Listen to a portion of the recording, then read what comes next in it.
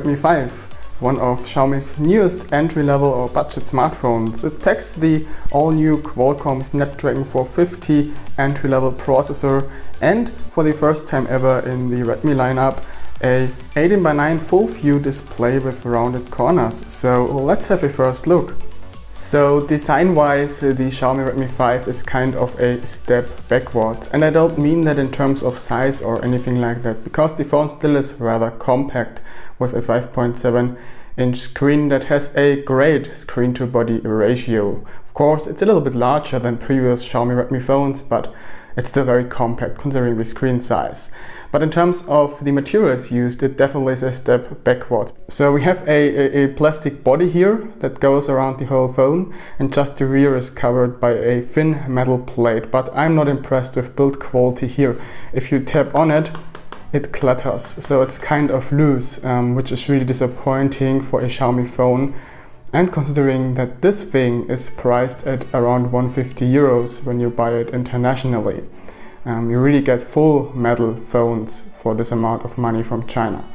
Of course, it also does a lot of things right, but that's kind of disappointing. Let me just put it to my microphone so you can hear the clattering.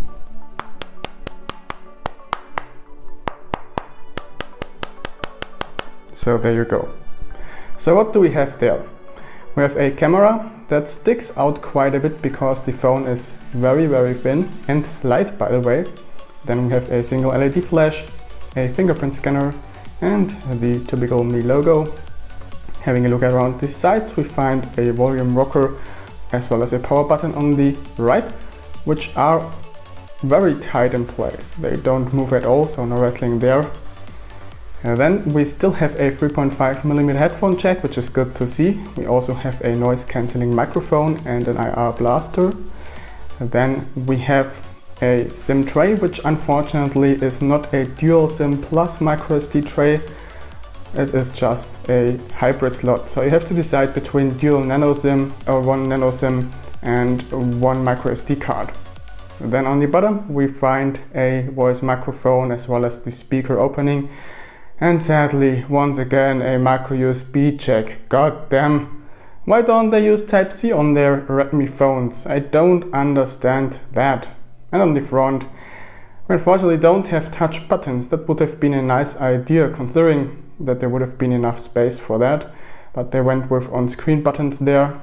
And we also have sensors as well as a front camera. Considering that the Xiaomi Redmi 5 is a budget phone, and the fingerprint scanner inside of there is quite awesome. Look at this. That's incredibly fast, just as on their high-end phones. So they did a great job there also in terms of reliability. I can continue this forever and it won't fail. So the Xiaomi Redmi 5 packs a 5.7-inch LCD screen with a resolution of 1440 by 720. If you want to have a high resolution, you need to go for the Xiaomi Redmi 5 Plus, which has the same sized display but with a high resolution and a faster processor inside. But I'm fine with the display, to be honest with you. Sharpness is okay. Color wise it's a bit weaker but still okay. So it's not a perfect panel, but it's acceptable. But definitely have seen better displays in this price range there. The touchscreen, however, is great. It's a 10-point touch panel, which is surprising on a phone like that. It works very well, smooth scrolling, precision is good, reaction time is pretty good. When scrolling there is a little bit of input lag, but when typing you don't notice anything of that.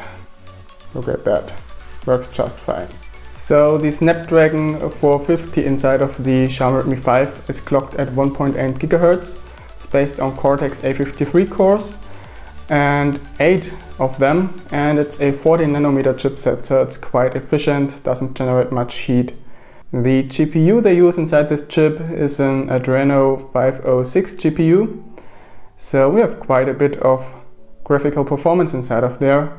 Most games run totally smooth even in high graphic settings, for example Asphalt Extreme, Unkilled, Dead Trigger 2 and stuff like that. And it even supports the Vulkan API, so that's quite nice to see. So So performance-wise, this phone isn't too bad. It's actually surprisingly good. I really don't miss a faster SoC in this one. And what about memory? Let's check this out. So we've got 3 GB of RAM inside of there. It's LPDDR3 RAM. And we've got a 32 GB of internal memory, which, as I said previously, can be expanded using micro SD cards.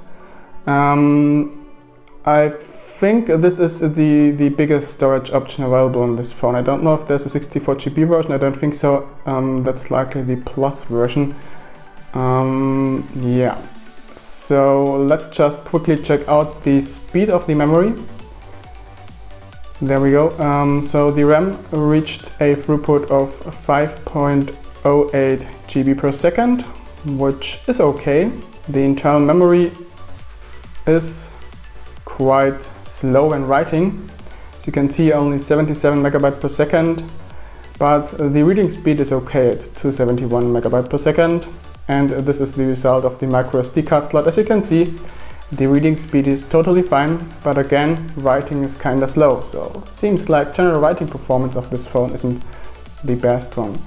And when we're already looking at screenshots, let's just quickly check out the performance benchmarks.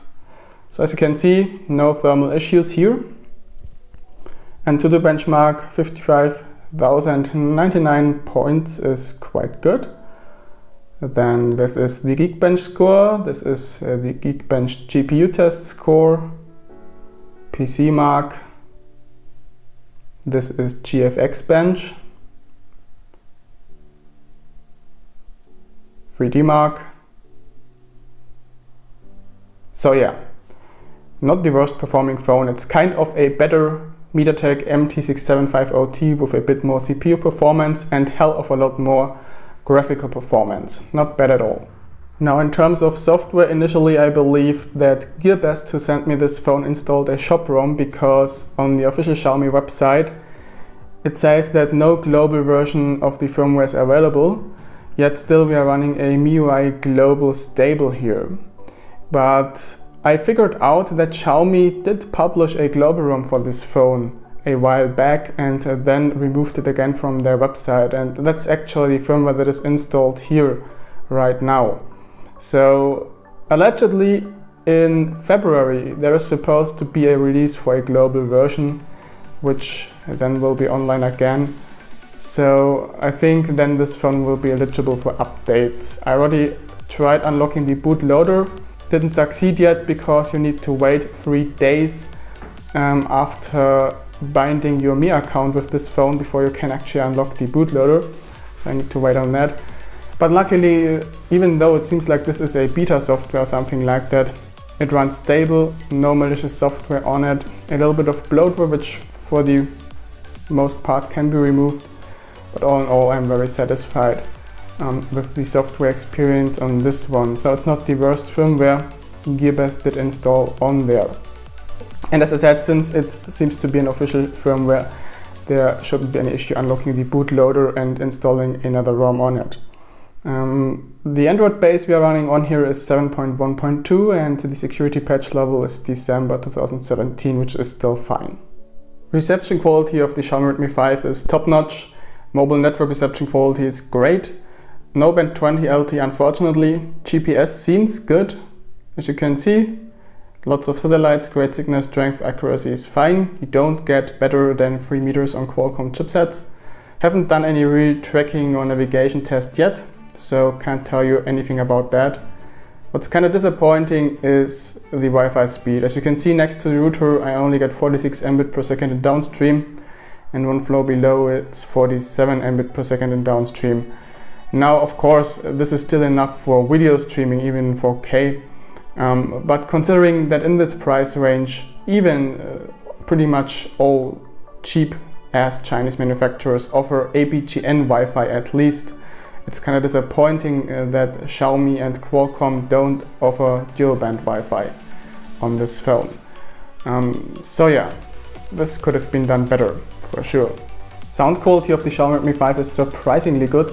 The speaker inside of there sounds a little flat on lower volumes, but when you pull it up it can get really loud, and then even offers decent basses. So quite surprised about that. Sounds pretty good for such a budget smartphone. The headphone jack also sounds pretty good, no issues there. It's very loud and clear, and the mixdown seems great, and there also is a system equalizer as with any Xiaomi phone. Haven't done any phone calls yet, so can't tell anything about that yet. But since we have a noise cancelling microphone on top of there, this looks promising and I expect a good performance there. So the Xiaomi Redmi 5 packs a 12 megapixel rear camera and a 5 megapixel front camera. Now let's just quickly check the camera application, and that's just your standard MIUI camera app. Let's check video resolutions. And as you can see, this can go up to full HD. And for the front camera, the maximum video resolution is also full HD. Now that's interesting for such a budget phone. Good to see that. So what about the actual picture quality? Well, it doesn't seem to perform that bad. I haven't done much pictures yet, most of them in low light, and I was surprised that it performs relatively good, especially with the LED flash, which is extremely bright. Look at this. This is without the LED flash, just using the light of the screen. One picture in normal mode and one picture with HDR mode. So it's quite interesting to see how much light it squeezes out of this scene and how sharp and detailed it is. And there is very little noise inside this picture. That's very interesting. Now this is another picture with the LED flash, and as you can see, it doesn't even struggle with larger rooms, and still we have quite some details in there, and the amount of noise for a budget phone is very minimal. Great to see that. So that seems to be one of the best low light performing phones Xiaomi has ever made in the low budget lineup of theirs. So as you can see here again, larger room with the LED flash perfectly lit up. Lots of details, and colors look nice too.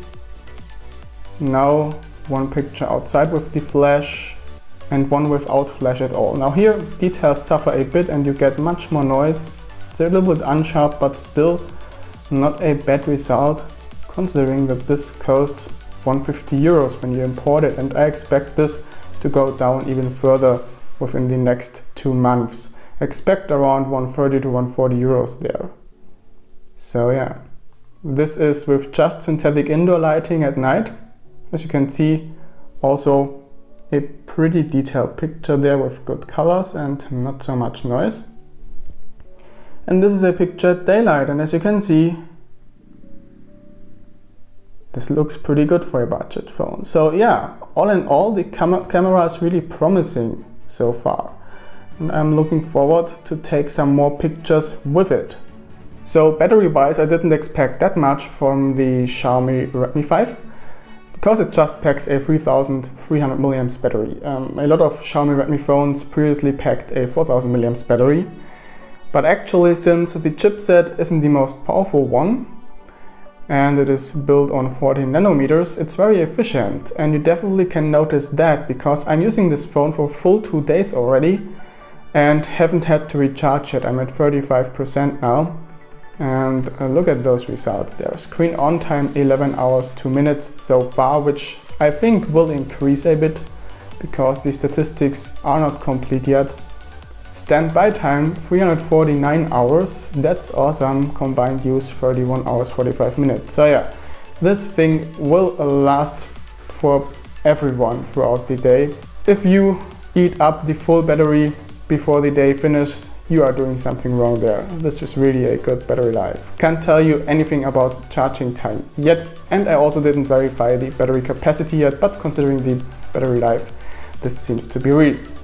So bottom line, this isn't a bad phone all in all, but the build quality is disappointing. I mean, a full metal body would have been nice, even if it gets a bit thicker or heavier, or at least this rattling here on the back plate. If they would have eliminated that, it would already have been much better. I think it would have been a better idea to go for a full plastic unibody phone instead of a hybrid thing like this, because it just creates issues when you combine two materials, as you can obviously hear. So yeah, I think it's not totally worth the 150 euros. If you want to get the Xiaomi Redmi 5, you probably should wait until it drops in price. 130 to 140 are okay for this phone. So yeah, that's for my first impressions. I will now continue using this beauty for around a week as my daily driver, and then I will provide you with the full review. So stay tuned for that. Thanks for watching and see you then. Bye bye.